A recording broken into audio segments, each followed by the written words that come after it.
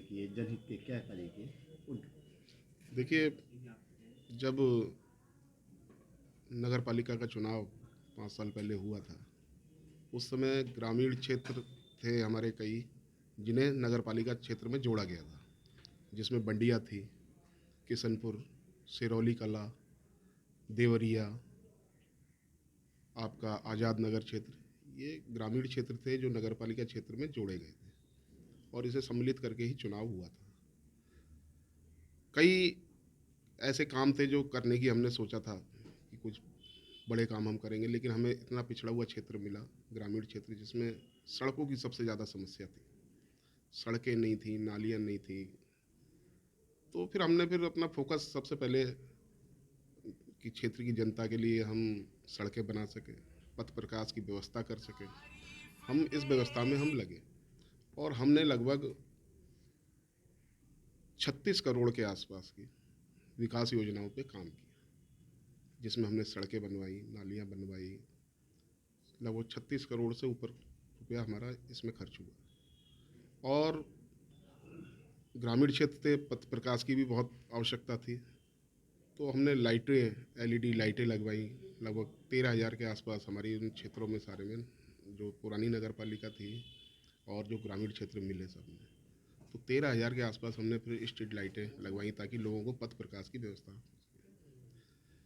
और हमने पुराने शहर के अंदर तो हमारे यहाँ ओवरहेड टैंक हैं, पानी की लाइनें हैं, लेकिन उन और क्षेत्रों में पानी की लाइनें कम थी उस समय, तो हमने लगभग 300 के आसपास नल अपनी नगर पालिका क्षेत्र में हमने इंडिया मार्क का हैंडपम्प हमने लगवाए। और काफ़ी नल पहले के भी लगे हुए थे, उसी क्रम में हमने कम से कम 500 के आसपास नलों को, 548 नलों की हमने मरम्मत भी कराई, जो बेकार पड़े हुए थे उन्हें उनका फिर से जीर्णोद्धार करके, ताकि लोगों को पेयजल की व्यवस्था सुचारू हो सके, उस पर हमने काम किया। और आपने देखा होगा कि कोरोना काल में भी हमारे नगर पालिका के कर्मचारियों ने, हम सब लोगों ने, पूरी टीम ने मिलकर क्षेत्र को सैनिटाइज करने का काम हो, सफाई व्यवस्था सुचारू रखने का काम हो, ये सारे काम हम लोगों ने करे।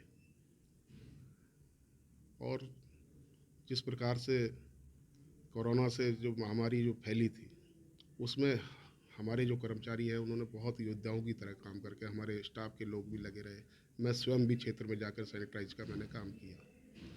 तो उम्मीदें तो हमें काफ़ी कुछ और करने की थी, कुछ बड़ा करने की, लेकिन चूंकि मूलभूत समस्या ही पहले से ऐसी थी जिसे पूरा करना आवश्यक था। अब जाकर हमने, अब जैसे हमारे यहाँ सड़कें, ये पीडब्ल्यूडी से हमारी मेन रोड बनी है, तो हमारे डिवाइडर समाप्त हो गए।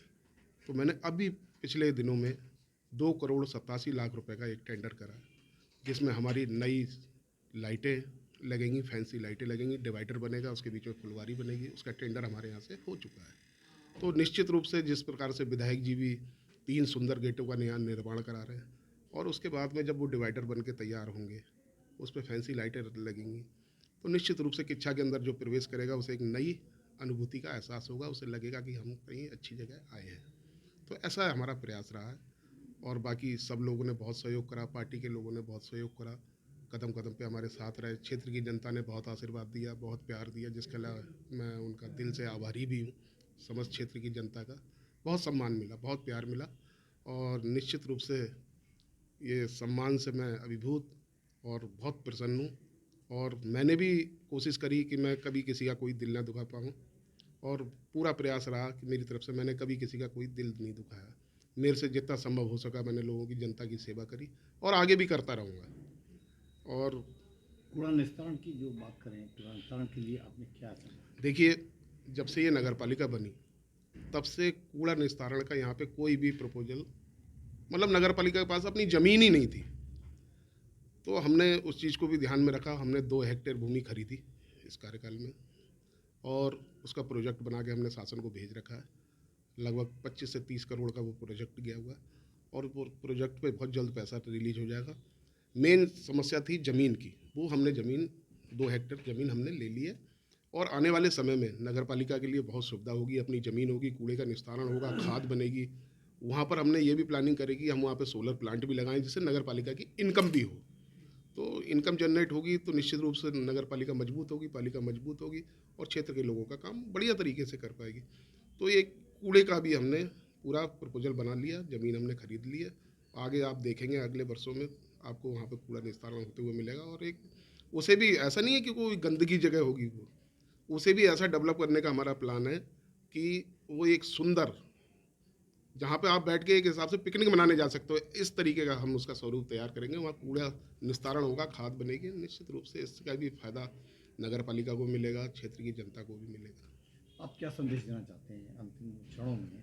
आप आम जनता के बीच क्या संदेश देना? संदेश क्या, सब लोग अपने भाईचारा जो हमारे क्षेत्र में है, जिस प्रकार से हमारा क्षेत्र है, हिंदू मुस्लिम सिख ईसाई सब लोग मिल के रहते हैं, इसी तरीके से ये प्यार कायम रहे। और जो लोग भेदभाव की, ऊंच नीच की और आपकी जातिवाद की लोग बात करते हैं, ऐसे लोगों से हमारे समाज को जागृत होने की ज़रूरत है और ऐसे लोगों पे हमारा समाज ध्यान ना दे और आपस में भाईचारा बना कर रहे और ये भाईचारा कायम रहे। और हम लोग चाहे वो ईद हो, दिवाली हो, होली हो, क्रिसमस हो, हम लोग गुरु पर्व हो, तो हम लोग सब लोग मिल के मनाएँ और मनाते आए हैं। और मैं यही दुआ करूँगा कि ये सारे कार्यक्रम हम जितने भी आयोजन हैं हम लोग सब मिलजुल के यहाँ करते रहें। बहुत बहुत धन्यवाद इंडियन नज़र से बात करने के लिए। Thank you, thank you.